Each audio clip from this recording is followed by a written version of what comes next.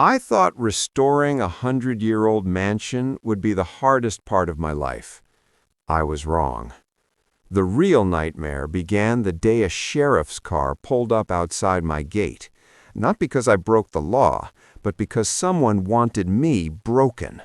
A folded notice, a deadline, and a threat so outrageous I read it 3 times just to believe it was real. They weren't asking for repairs. They weren't asking for compliance. They were demanding payment, or they'd take action against my home. A home that had survived wars, storms, and a century of time, now facing destruction over paperwork and power. Neighbors watched from behind curtains. The HOA stayed silent, and the clock started ticking. I had poured my savings, my energy, and my soul into saving this place, and suddenly it felt like someone was trying to erase it on purpose. But here's what they didn't expect. What happens when you push the wrong homeowner, threaten the wrong property, and underestimate how far someone will go to protect what they've rebuilt from the ground up? Before any letters arrived, before the sheriff's car ever turned onto my street, life in that neighborhood felt quiet, almost frozen in time. The mansion sat at the edge of the community, older than everything around it. A century-old structure with stone walls, tall windows, and trees that had grown alongside it for generations. Most people drove past it without a second glance. Some assumed it was abandoned. Others treated it like a relic that didn't quite belong in a modern neighborhood of trimmed lawns and identical roofs. When I bought it, the house wasn't glamorous. It was tired. Paint peeled from the shutters, ivy crawled where it wasn't supposed to. The roof leaked in more places than I could count. But beneath all of that was something solid. History, character, a home that had survived far worse than neglect. Restoring it became my routine. Early mornings, late nights, dust-covered hands, and long to-do lists. Some days I worked alone. Other days, contractors came and went. Slowly, piece by piece, the house began to breathe again. The floors stopped creaking in protest. The lights stayed on. The walls felt warm instead of hollow. And for a while, the neighborhood seemed to accept it. People waved politely. A few neighbors stopped to comment on the progress. Others kept their distance, watching silently from across the street. It wasn't hostility, not yet, more like curiosity mixed with unease. The mansion didn't fit their idea of what the community was supposed to look like. This was a neighborhood governed by rules, neatly printed guidelines, approved colors, approved materials, approved timelines. Everything had a process. Everything had a committee. The HOA liked things predictable, controlled, and uniform. At first, none of that felt threatening. I paid my dues, I kept the property clean, I followed the visible rules posted online. No broken cars in the driveway, no loud work after hours, no changes visible from the road without approval. I assumed that restoring a historic home, improving it, would be seen as a good thing. But there were moments that didn't sit right. Emails that felt colder than necessary. Inspections that lingered too long, requests for documents I had already submitted, questions that weren't about safety or compliance, but about authority, about permission. One afternoon, I noticed someone taking photos from the sidewalk. Another time, a notice appeared on my door asking for clarification on a repair that had already been approved months earlier. Nothing explosive, nothing obvious, just small interruptions that chipped away at the sense of calm.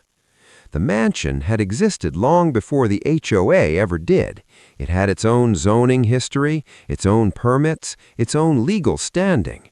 But that distinction didn't seem to matter to everyone. Behind closed doors, meetings were happening without me. Conversations I wasn't part of. Decisions being discussed about a property that wasn't theirs, but clearly bothered them. Still, I kept going. because restoring the house wasn't just about fixing wood and stone. It was personal. This wasn't an investment flip or a weekend project. It was a commitment, one that required patience, money, and belief that effort would be respected. What I didn't realize was that somewhere along the way, the mansion had stopped being a project in their eyes. It had become a problem. And problems in neighborhoods like this weren't solved with conversation. They were handled with power. What started as small interruptions slowly turned into a pattern, and once I saw it, I couldn't unsee it. The first official letter arrived without warning. No greeting, no explanation, just a notice stating that my property was under review for compliance concerns. No details, no violations listed, just a reminder that failure to cooperate could result in fines. I assumed it was a mistake. I emailed back calmly, asking what the issue was. Days passed with no response. Then another letter arrived, this one listing vague concerns about exterior consistency and unauthorized restoration elements. Still no specifics, just deadlines. 7 days, then 5. Suddenly, the inspections increased. People I'd never seen before walked the perimeter of my property with clipboards. They photographed windows, measured fence lines, counted light fixtures. One inspector asked questions that had nothing to do with safety or code. Questions about why I chose certain materials, why the mansion didn't match the neighborhood aesthetic, why I felt the need to restore it at all. That's when the fines started. Small at first, a few $100s for documentation delays, then more for non-responsive communication, even though I had proof of emails sent and received. Each fine came with a warning that continued non-compliance could result in enforcement actions. Every time I addressed one issue, another appeared. I submitted permits, they said the format was wrong. I resubmitted, they said the approvals were outdated.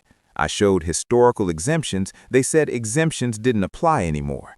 It felt endless, like chasing a moving target that never wanted to be caught. Meanwhile, the neighborhood atmosphere shifted.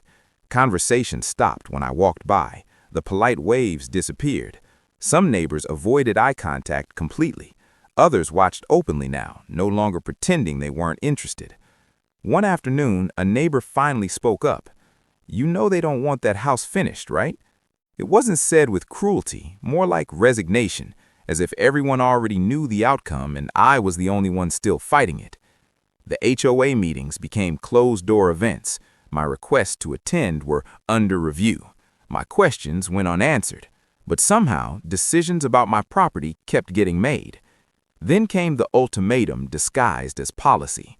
A new rule was announced, one that required all homes in the community to meet updated design standards within a specific timeline, standards that applied perfectly to modern houses and catastrophically to a 100-year-old mansion. Materials that couldn't be replaced without destroying original craftsmanship, requirements that contradicted preservation laws I'd already followed. I objected, formally, politely, with documentation. They responded with silence. A week later, another fine arrived, this one larger than all the previous ones combined. It cited failure to comply with updated community standards. That's when fear crept in. Not fear of fines, fear of intention. This wasn't about compliance anymore. It wasn't about rules. It was about pressure, about forcing a choice. Pay endlessly, stop restoring, or give up entirely. Contractors began backing out after receiving notices warning them about liability concerns. Insurance companies asked questions. My bank called to verify the property status. The house, the one thing I was trying to protect, was becoming a liability in the eyes of everyone else. I started documenting everything, every letter, every fine, every inspection. I created folders, timelines, evidence, because instinct told me this was headed somewhere dark. Then, one morning, I woke up to orange markings on my property, spray paint along the fence line, small symbols near the foundation, marks I'd only seen before on demolition sites. No notice, no explanation. I called the HOA office immediately, straight to voicemail. I emailed, no response. I drove there in person, locked doors, a sign saying the office was temporarily unavailable. That night, I didn't sleep. The next day, a certified letter arrived. It accused me of willful non-compliance, structural inconsistency, and failure to adhere to community preservation standards. The irony nearly made me laugh if I wasn't shaking. The letter ended with a line that stopped me cold. Further action may be taken to protect community interests. No definition, no limit, no warning. Neighbors whispered now, rumors spread. Some said the HOA wanted the land. Others claimed the mansion lowered property values. A few hinted that developers had been asking questions long before I ever bought the house. And then came the deadline. 30 days to resolve all outstanding violations. No extensions, no appeals. The fines had grown into a number that made my chest tighten, a number designed not to be paid, but to crush. I realized then that compliance wouldn't save me, cooperation wouldn't save me, silence definitely wouldn't save me. This wasn't a misunderstanding, it was a siege. And just when I thought it couldn't escalate any further, when I believed I had seen the worst of their tactics, a vehicle I had never expected pulled into my driveway. Slowly, deliberately, with lights that reflected off the mansion's restored windows. A sheriff's car. And in that moment, standing on the porch of a house that had survived a century, I understood something terrifying. They weren't trying to scare me anymore. They were ready to finish it. The sheriff didn't say much at first. He stepped out of the car slowly, adjusted his hat, and walked up the stone path like this was just another routine stop. But nothing about it felt routine to me. The weight of that moment pressed down harder than any fine or letter ever had. A uniform, a badge, authority standing on my front steps, not because I'd committed a crime, but because someone else had decided I needed to be forced into submission. He handed me the papers. Not a warning, not a request, an enforcement notice. It stated that the HOA had petitioned for immediate action due to ongoing non-compliance and risk to community standards.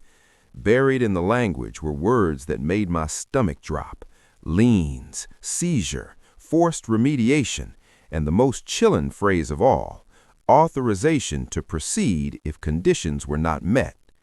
Proceed with what wasn't clearly defined. That was intentional. The sheriff explained, almost apologetically, that he was there to serve notice, that further action could involve court orders, access permissions, or outside contractors. He emphasized that he wasn't taking sides, just delivering what had already been approved. Approved by whom, he didn't say. When he left, the silence felt louder than the engine of his car.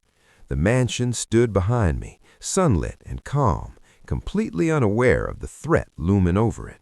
I pressed my hand against the stone wall and felt something I hadn't felt before. Anger. Not panic, not fear. Clarity. Because in that moment, it became obvious that this wasn't an accident or overreach. This was coordinated, calculated. And if I didn't act immediately, the house and everything I'd poured into it would be dismantled piece by piece under the cover of community protection. I didn't wait. That same day, I made calls I should have made weeks earlier. Preservation offices, county records, zoning historians, legal counsel that specialized not in HOA disputes, but in abuse of authority. And that's when the truth started to unravel. The mansion wasn't just old, it was registered, quietly protected under a historical preservation classification that predated the HOA by decades, a designation that limited who could interfere with the structure, how enforcement could be carried out, and what authority an HOA actually had, authority they were pretending to possess. Even worse, records showed that the HOA had been warned about this years ago, not by me, by previous boards, by the county itself. Emails, letters, archived meeting notes, all acknowledging that the mansion existed outside normal HOA enforcement boundaries. They knew, and they acted anyway. That changed everything, because what they'd done wasn't enforcement, it was misrepresentation. Within days, I filed a formal challenge, not quietly, not privately, but publicly. County offices, preservation boards, oversight committees, copies sent everywhere, every fine itemized, every inspection logged, every threat documented. And then I did something they never expected. I showed up at the next HOA meeting, not as a homeowner asking for mercy, but as someone holding evidence. The room fell silent when I walked in. Board members avoided eye contact. Neighbors leaned forward in their chairs. The president tried to keep things procedural, tried to control the room with rules and agendas. It didn't work, because when I was given the floor, I didn't argue. I presented. Dates, documents, screenshots, letters showing they knew the limits of their authority and crossed them anyway.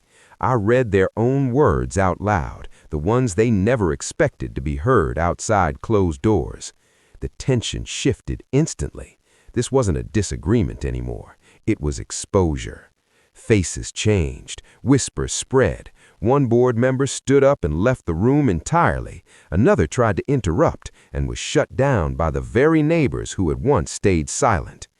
Then came the moment that broke them.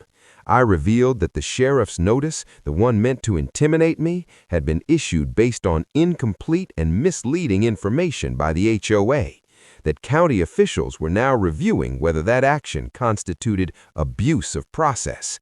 And if it did, the HOA wouldn't just lose authority, they'd face consequences. The room erupted. Neighbors demanded answers, asked why they hadn't been told, why enforcement had gone this far, why a historic property was being targeted at all. The board scrambled, contradicted themselves, blamed past leadership, but it was too late, because authority only works when people believe in it, and in that room, belief collapsed. Within a week, everything changed. The fines were paused, then frozen, then quietly withdrawn.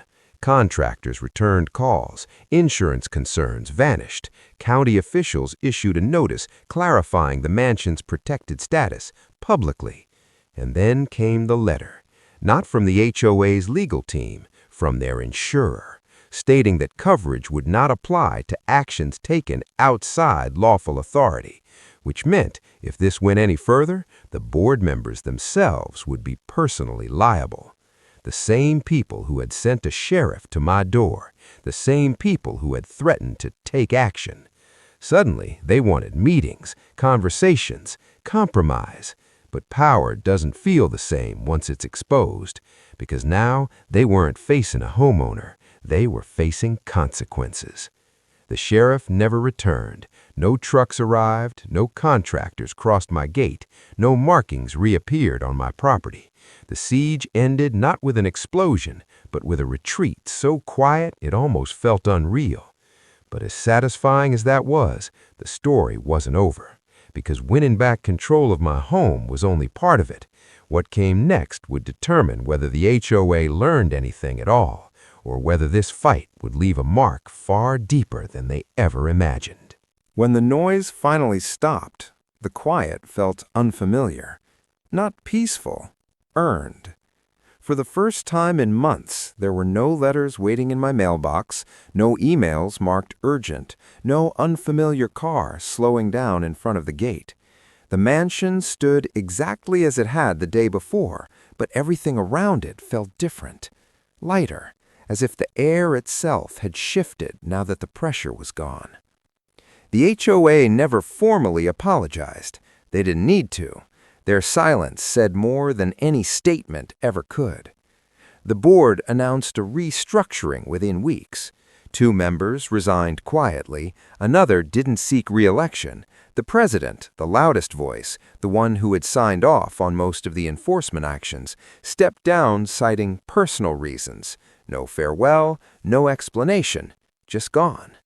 And with them went the fear. Official notices arrived from the county shortly after, reaffirming what should have been obvious from the start. The mansion was protected. Its restoration was lawful. The HOA's authority over it was limited and always had been. That clarification wasn't just sent to me, it was sent to every homeowner in the community.